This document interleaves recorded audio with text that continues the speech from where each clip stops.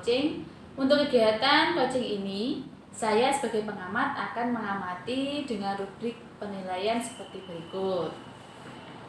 Menanyakan kompetensi coaching apa yang ingin dikembangkan, menanyakan bagian kompetensi mana yang secara spesifik ingin diobservasi, menanyakan indikator ketercapaian dari tujuan pengembangan yang diinginkan.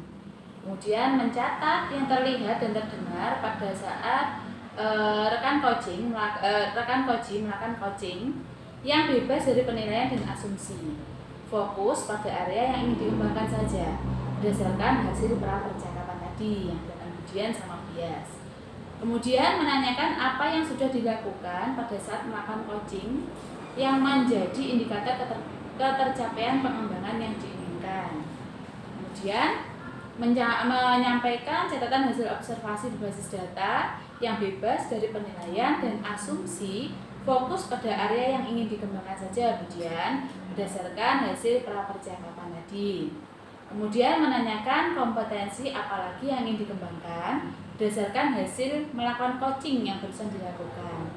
Dan yang terakhir itu saja yang saya sampaikan untuk lebih penilaian. Bisa untuk Budian jadikan acuan supaya coaching ini bisa dilakukan dengan baik. Seperti itu Budian. Siap Bu. Halo Bu Yas, gimana kabarnya datang ke ruangan ini?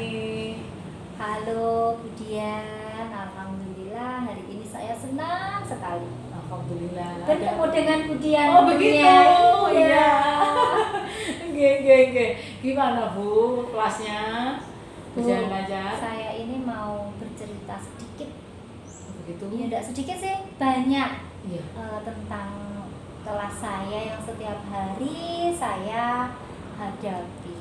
Oh begitu. Iya. Ini berarti tadi panjenengan Anda kesini itu ada tujuan berarti ya? Iya. Tujuannya untuk tujuan saya itu begini Budian. Di kelas saya itu kan ada seorang anak. Dalam satu kelas itu ada satu anak, setiap pembelajaran dia itu tidak fokus. Seperti dalam arti tidak fokus itu dia selalu mengganggu temannya. Seperti itu. Dan ini saya ingin bertemu Budian itu ingin meluapkan kekesalan saya, kekecewaan saya. Saya kurang apa ya? Apalagi saya di kelas 1 Budian. Di kelas 1 itu ya gimana ya Bu Guru kelas 1 itu ya harus sabar, harus mengerti karakter anak satu persatu. Setiap anak kan punya karakter yang berbeda tentunya. Seperti itu. Jadi saya itu ingin bertemu sama Budian itu bercerita untuk meluapkan kekesalan saya. Itu tujuan saya Budian. Oke, berarti tujuannya itu kita sharing Bu ya hari ini betul. Terkait dengan pengelolaan kelas kah? Iya. Barangkali oke, jadi fokus kita sharing hari ini kompetensinya di itu ya, di pengelolaan kelas. Oke, boleh tahu Bu untuk lebih dalam kasus yang panjenengan hadapi itu seperti apa di kelas? Baik Budian, akan saya ceritakan Budian ya. Saya itu sudah lama mengajar di kelas 1. Tidak tahu saya kok selalu diberikan di kelas 1. Nah, setiap tingkatan dalam arti setiap angkatan tahun ajaran baru itu kan pastinya tidak sama ya Budian ya. Ada nanti anak-anak yang waktu pembelajaran itu bisa kondusif, senang, menyenangkan, anak-anaknya itu mudah diatur tiap angkatan. Terus ada lagi anak-anaknya itu ada yang namanya anak kalau kelas 1 ya Budian. Perpindahan dari kelas TK menuju ke kelas 1 dari awalnya kelompok bermain terus menuju ke yang serius ya, ke sekolah dasar yang lebih serius seperti itu. Itu kendala saya waktu pembelajaran ini. Waktu pembelajaran saya menjelaskan dan memberi tugas pada anak-anak. Ada salah satu anak yang tidak fokus seperti itu. Tidak fokusnya seperti ini Budian. Namanya kelas 1, anak-anak mesti tidak mau diam. Ya. salah satu anak itu setiap kali diberi tugas dan diberi penyampaian materi itu jalan-jalan menuju ke ke tempatnya teman-temannya di mejanya, keliling begitu ya. Iya betul, keliling. Kadang itu menyerobot pensil, terus penghapus, kemudian rautan tanpa meminta izin ke pemiliknya pada saat temannya itu mengerjakan. Nah seperti itu. Dan kadang juga pergi ke tempat lainnya, ke meja lainnya itu bercerita, temannya diajak cerita, aku kemarin ini diajak ibuku ke sini seperti itu. Otomatis si anak kan menanggapi kalau diajak ngobrol sama temannya seperti itu, Bu Dian. Akhirnya rame seperti itu. Iya betul, iya. akhirnya rame seperti itu. Saya sampai begini, Bu Dian. Iya carane anak ini kok biar fokus seperti itu. Seperti itu, Bu Dian. Iya. Mengajar di kelas 1 tidak mudah. Betul Bu, saya juga melihat itu dari Tidak mudah. panjenengan. Kemudian ini Bu, kondisi kelas Bu Yas itu saat ini, kalau Bu Yas itu sedang menghadapi ini posisi kompetensi, kalau kita berbicara kompetensi ya, Iya. itu dalam skala, Iya. itu skalanya Bu Yas itu kira-kira di angka berapa kalau 1 sampai 10?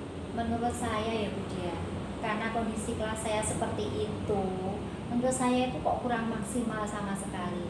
Karena apa? Setiap kali pembelajaran ada salah satu anak yang tidak fokus dan selalu mengganggu temannya. Saya kok merasa masih di angka 5 tuh Bu Dian. Seperti itu ya? Iya, di tengah-tengah Angka seperti 5. itu. Iya. Terus ini karena di angka 5 ya Bu? Iya. Rentang skalanya 1 sampai 10. Kalau targetnya Bu Yas Fitri nanti ada di skala berapa Bu? Angka berapa? Ya pastinya itu saya itu mempunyai keinginan. Semuanya punya keinginan untuk kalau bisa itu ya maksimal. Ya, Kalau di bisa angka di 10. angka 10 Ya. kelas 1, tapi ya minimal kalau tidak bisa ya 8.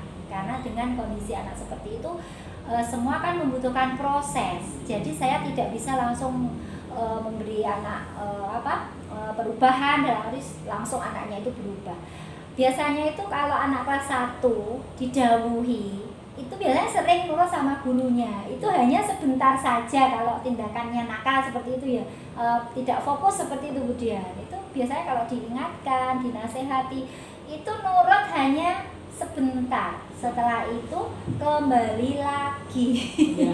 ke perbuatannya seperti itu. Jadi ya harus ekstra sabar. Guru kelas 1 pokoknya kenyeh, sabar. Seperti itu. Betul. Harus telaten juga, harus bisa menjaga emosi juga. Karena kan masih anak-anak, nanti kayak gurunya kereng. Anaknya takut. Iya, takut terus nanti tidak masuk semua bagaimana? Seperti itu. Iya Bu Yas. Ini kalau ini tadi kan Bu Yas sudah menganalisis kalau kondisi kelasnya seperti itu, Bu Yas itu berada di angka 5, kemudian Iya. juga mentargetkan kan di angka 10. Kira-kira Bu Yas, karena ini sebuah masalah ya, Bu Yas sudah melakukan penyelidikan apa belum terkait anak ini, kenapa kok melakukan seperti itu? Kok dia mengganggu teman, keliling, cerita? Iya, baik Bu Yas. Ternyata maaf Bu Dian. Ternyata seperti ini.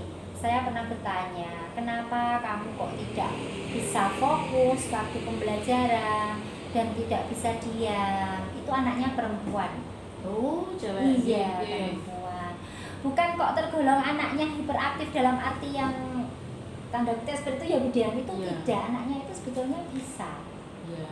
Bisa, maksudnya iya lebih ke anak yang mandiri sebetulnya anak tersebut. Iya, cuman itu ndak bisa diam, obah titik mesti jarak koncone. Terus mari ngono temannya itu mesti wadul sama bu gurunya. Dan saya sedih, saya tanya anaknya, ndak kenapa Bu seperti itu.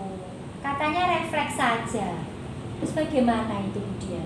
Kemudian saya tanya dengan teman saya yang mengajar. Yeah. Kan saya kan wali kelas 1. Terus teman kan ada yang mengajar mata pelajaran lain seperti olahraga bahasa Inggris, PABP. PABP seperti itu. Ternyata iya, pasti yang membuat masalah ya satu anak itu suka mengganggu temannya. Terus saya seperti ini, kalau diperhatikan dari keluarganya ya baik-baik saja, dalam arti ya kalau kurang perhatian ya enggak mungkin, karena kan ya betul-betul diperhatikan apa yang memang karakternya anak itu. Tapi kalau tidak dibenahi dari awal, nanti dikhawatirkan berkelanjutannya nanti dia tidak bisa disiplin seperti itu. Bagus Bu Yas. Terus kalau sudah ada analisis seperti itu tadi tentang Iya. permasalahannya, kemudian Bu Yas sudah berpikir bahwa harus dibenahi ini. Iya. Yang sudah Bu Yas Fitri lakukan selama ini apa Bu Yas menghadapi masalah seperti itu? Seperti ini Bu Dian, saya itu terus mengingatkan kepada si anak tersebut. Saya sampai memberi kode saya itu setiap dia mau beranjak seperti ini kode saya seperti itu. Iya. Biar dia itu ingat kalau bu gurunya ini berarti oh saya tidak bisa, tidak boleh berdiri. Maksudnya waktu mengerjakan ada tugas itu tidak berdiri, tidak boleh kemana-mana. Ya. Intinya seperti itu. Ya. Kalau itu Bu, bagaimana kalau dia itu memang berdiri karena kebutuhan, suatu kebutuhan? Saya tanya Bu Dian. Ya. Iya, saya tanya mau kemana, misalkan berdiri, kalau sudah diberi kode, saya sampai memberi kode seperti itu. Tetap berdiri. Tetap berdiri. Mau kemana, terus dia mau izin misalkan mau ke kamar mandi atau pipis atau BAB, saya persilahkan. Kalau ingin minum, kadang kan anak-anak itu gini Bu Dian, memang di kelas 1 itu anak kan saya suruh bawa minum, biar tidak jajan atau beli minum sembarangan. Seperti itu, minum air putih, kalau pengen susu ya susu atau teh bawa dari rumah, kan lebih higienis. Nah, setiap waktu tiap hari membawa minum, untuk menghindari minum itu tumpah atau nanti pecah, jatuh dan sebagainya, saya menyediakan di meja. Meja kecil itu saya sudah sediakan disediakan. ya, setiap datang anak-anak itu Ditaruh. iya, betul seperti itu. Untuk menghindari kegaduhan, waktu kalau botol pecah, namanya anak kelas 1, kalau ada suara apa mesti wah seperti itu. Ya, betul. Seperti itu Bu Seperti Dian. itu. Iya, kalau memang dia benar-benar seperti itu, misalkan minta izin ke kamar mandi, ya saya izinkan. Ya. Seperti itu Bu Dian. Sejauh ini adakah orang yang sudah Bu Yas Fitri ajak untuk berkomunikasi terkait kondisi anak itu? Barangkali orang tuanya atau rekan. Iya, baik. Saya itu sebelumnya itu kan sudah dapat informasi. Itu dari orang tua juga mengatakan seperti itu. Kalau anaknya tidak mau diam, maksudnya tidak bisa diam di rumah ya seperti itu. Itu Ya. dari orang tuanya sendiri. Iya. Seperti itu. Dan sama teman saya juga seperti itu. Dia mengeluh ke saya. Setiap mesti bikin heboh gitu loh, bikin masalah, dalam arti masalah, namanya anak-anak kan masalah seperti itu kan enggak masalah hal yang berat seperti itu. Mungkin kan ya sedikit-sedikit meskipun masalah ringan, kalau dibiarkan kan nanti lama-kelamaan kan Jadi masalah iya, yang permanen. betul. Dan dia tidak akan tertib, disiplin dengan apa yang dilakukan seperti itu. Saya menemui orang tuanya ya bercerita, dan teman saya juga seperti itu. Orang tuanya memiliki solusi. Maksudnya sudah berjuang seperti apa untuk membantu itu adakah? Orang tuanya, Gitu. orang tuanya itu memberi nasihat-nasihat terus di Ke rumah. anaknya. Ya, Oh, iya. saya juga kerjasama sama orang tua.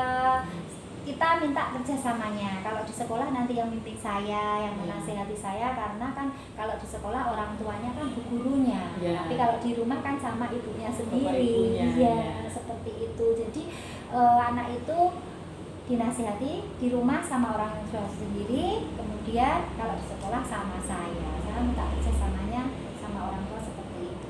Oke, berarti ini sudah berjalan Bu ya, yang sudah Bu Yas Fitri identifikasi, Iya. sudah Bu Yas Fitri upayakan. Kemudian begini Bu Yas, karena Bu Yas Fitri sudah mengidentifikasi, sudah proses perjuangan. Adakah rencana khusus untuk mengatasi yang seperti itu. Jadi nanti kan tadi kan sudah menyampaikan ada di poin 5 mentarget 10. Iya. Nah itu adakah rencana khusus setelah Bu Yasfitri mengupayakan seperti ini, hasilnya masih seperti ini, bagaimana Bu? Baik Bu Dian, untuk rencana itu untuk mengelola kelas saya ya, saya itu supaya tidak berdampak ke temannya. Biasanya seperti itu kan mesti dampak ke temannya, kadang kan ikut-ikutan. Namanya anak kelas 1 itu nanti kalau temannya bikin gaduh, otomatis kan malah ikut-ikutan, suka gitu. Maksudnya gimana ya? Itu dibiarkan. Iya, terus ya, seperti itu. Jadi saya itu mempunyai rencana dalam pembelajaran di kelas itu saya akan menggunakan KSE. Oke. Kompetensi Penerapan sosial. KSE ya. Iya, penerapan KSE. Setelah itu nanti anak-anak saya menggunakan dengan menggunakan apa? Teknik sadaran diri dengan teknik stop. Mindful. Iya. Stop. Iya. Itu dimulai sebelum pembelajaran, nanti anak-anak akan saya putarkan musik yang menyentuh sekali, musik secara perlahan biar mereka semua itu bisa meresapi dengan kesadaran penuh apa yang sudah dilakukan selama ini. Selain itu, selain saya memutarkan musik secara perlahan, itu saya juga selingi memberi nasihat-nasihat kepada anak supaya dia itu benar-benar sadar selama ini apa yang dilakukan. Nah, selain itu Bu Dian, saya juga tetap akan memberi roda emosi. Ya, kadang kan seperti ini Bu Dian. Anak-anaknya sebelum berangkat sekolah kadang ada permasalahan dari rumah. Kadang namanya anak kelas 1 diutus sarapan mau berangkat kan nggak mau, kadang begot seperti itu. Dia buru-buru ingin berangkat ke sekolah, cepat sampai, otomatis kan dilihat dari raut wajahnya dari awal sudah pegel, marah ya, seperti itu. Terus ada yang nanti sudah sarapan, sudah siap semuanya, siap berangkat dengan hati senang. Jadi saya buatkan roda emosi itu nanti gimana ekspresi anak pada waktu mau masuk kelas. Ekspresinya itu ada yang marah, ada yang sedih, ada yang senang, seperti itu. Kemudian ada lagi Bu Dian, kesepakatan kelas. Kesepakatan kelas itu anak-anak sebetulnya sudah membuat, dan itu yang membuat anak-anak sendiri bersama guru sudah didiskusikan, dibentuk apa-apa saja. Kesepakatan kelas itu yang mudah-mudah saja karena kan masih kelas 1. Nanti kalau banyak dia tidak bisa menerapkan malah bingung seperti itu. Dan saya akan merevisi kesepakatan kelas saya.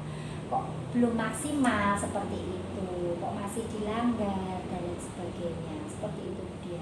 Oke, berarti Bu Yasfitri sudah punya rencana ya, untuk beberapa waktu ke depan untuk menerapkan KSE, kemudian melakukan stop dengan memutar musik, adanya roda emosi, termasuk juga merevisi kesepakatan kelas. Kira-kira nanti mau dilaksanakan kapan? Kalau bisa itu ya secepatnya, karena kelas 1 masih awal-awalnya anak itu kan membutuhkan karakter di kelas 1 ya Bu Dian ya. Pokoknya tidak mudah sekali menjadi guru kelas 1 itu tidak mudah. Jadi ya itu akan saya terapkan secepatnya biar anak yang tidak fokus dalam pembelajaran itu bisa cepat teratasi dan tidak berdampak ke teman yang lainnya seperti itu. Nanti kalau sampai berdampak ke teman lainnya, wah gimana ya nanti jadinya seperti itu. Jadi itu akan segera saya terapkan, dan nanti itu anak-anak biar bisa merasakan dalam arti perubahannya itu bagaimana. Dan tentunya itu nanti kita kan masih membutuhkan proses yang panjang, tidak bisa langsung merubah anak itu langsung seketika nurut. Secara kita itu maksudnya begini, kita merubah secara instan, dalam arti itu langsung berubah setiap kali didhawuhi bu gurunya itu terus bisa berubah, itu tidak. Semua itu butuh proses dengan kesabaran saya, ketelitian, maksudnya ketelatenan seperti itu. Semua itu membutuhkan proses supaya anak-anak itu kalau diberi pembelajaran, beri materi itu bisa fokus dan dia bisa menerima dengan hati senang. Waktu pembelajaran itu menyenangkan, nyaman, aman tanpa ada gangguan sama sekali. Seperti itu Budian yang saya nanti akan saya rencanakan dan Barangkali saya akan minggu terapkan. depan atau besok Bu, karena kan habis ini libur ya. Iya, besok hari masuk Terakhir, terakhir. iya. Ya mungkin minggu depan Iya. karena kan kita besok itu masuk terakhir, Iya. kita Libur, libur, atau- setelah itu masuk lagi minggu depan kan tanggal Senin. 27 hari Iya, Senin. betul. Itu insya Allah akan saya laksanakan untuk mendapatkan perubahan. Oke, bagus. Seperti itu Budian. Oke. Ini sudah saya lihat juga sudah ada kriteria-kriteria ya yang Iya. akan Bu Yas lakukan seperti sabar dan telaten dalam Iya. melaksanakan kelima rencana tadi. Iya. Bu Yas ada pandangan akan menggandeng siapa kira-kira yang membantu Bu Yas nanti untuk menerapkan rencana mulai dari penerapan KSE sampai dengan kesepakatan kelas, adakah? Rencananya itu saya akan menggandeng dengan rekan sejawat saya. Ya. Seperti itu yang biasa dia mengajar, contohnya seperti guru mapel mengajar oke. kelasnya ya Iya. seperti itu. Berarti bergandengan guru mata pelajaran ya? Iya. Iya. Seperti itu. Ini nanti dikomunikasikan Bu Yas dengan guru mapelnya Iya, karena terkait kasus ini. iya karena itu kan guru mapelnya juga mengalami, maksudnya melihat anak-anak tersebut. Jadi makanya saya menggandeng guru mata pelajaran. Iya. Kalau tidak diberitahu kan nanti tidak tahu, meskipun belum saya beritahu kan sudah melihat Iya. setiap harinya gitu. Kalau dari ini Bu Yas, dari 5 rencana yang akan Bu Yas laksanakan, kira-kira adakah kemungkinan hambatan yang terjadi? Kalau hambatan itu pastinya ada ya Bu. Ya. Hambatannya nanti ya dikhawatirkan itu dari tindakan murid saya. Salah satu murid saya kalau diulang, diajar itu tidak fokus dan selalu mengganggu temannya, meskipun mengambil orotan, menghapus seperti saya ceritakan tadi, itu saya khawatir hambatannya nanti itu loh berdampak ke temannya. Oh gitu. Iya, Iya. kalau tidak segera kita tanggulangi Setelah otomatis- diterapkan ini nanti ya, itu Iya. sudah ada perkiraan hambatannya nanti seperti itu masih mengganggu. Iya, itu kekhawatiran saya seperti itu. Solusinya Bu, sudah ada rencana kalau sudah tahu ada bayangan nanti anak itu nanti takutnya seperti ini, itu sudah punya rencana, oh kalau anaknya gini mau saya ginikan, itu sudah ada Bu?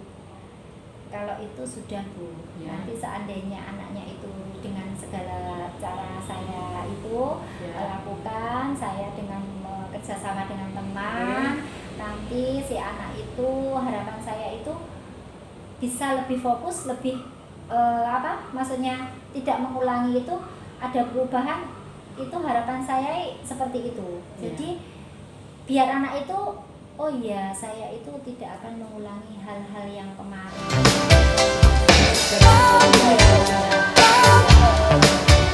Ya, seperti itu. Bu Yas ini tadi berarti sudah ketemu ya jawabannya dari permasalahannya Bu Yas. Saya kira ini tadi tidak perlu saya jabarkan, Bu Yas sudah bisa menggali kompetensi dirinya mulai dari sabar, telaten yang ditingkatkan. Kemudian sudah ada juga rencana solusi dari penerapan KSE, stop dengan memutar musik, kemudian ada juga rencana roda emosi, dan yang terakhir kesepakatan kelas bahkan menggandeng guru kelasnya. Semangat Bu Yas, semoga dari rencana yang sudah panjenengan susun ini serta kompetensi diri yang sudah panjenengan gali tadi, Iya. semoga bisa maksimal dan bisa panjenengan terapkan dulu. Barangkali kita nanti pertemuan selanjutnya ada waktu Bu Yas bisa menceritakan hasil dari perjuangan.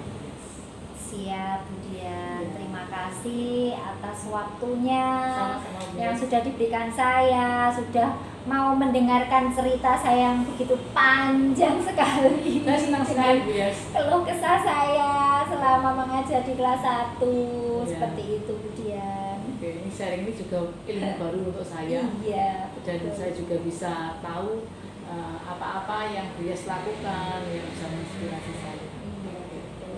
Iya. Terima kasih ya, Budian. Sama-sama ya. Bu. Iya. Mohon izin dulu. Silakan. Alhamdulillah coaching sudah berjalan dengan baik. Budian sudah sesuai dengan rubrik penilaian yang sudah saya sampaikan tadi. Semoga coaching ini bisa dilakukan tidak hanya dengan rekan CGP saja, tapi juga rekan sejawat di sekolah. Insya Allah. Semua sudah bagus. Dilanjutkan untuk praktek baiknya ya Budian. Siap. Ya, terima kasih Bu Rizka. Ya, Terima kasih Bu sama-sama. ya. Sama-sama Bu Dian.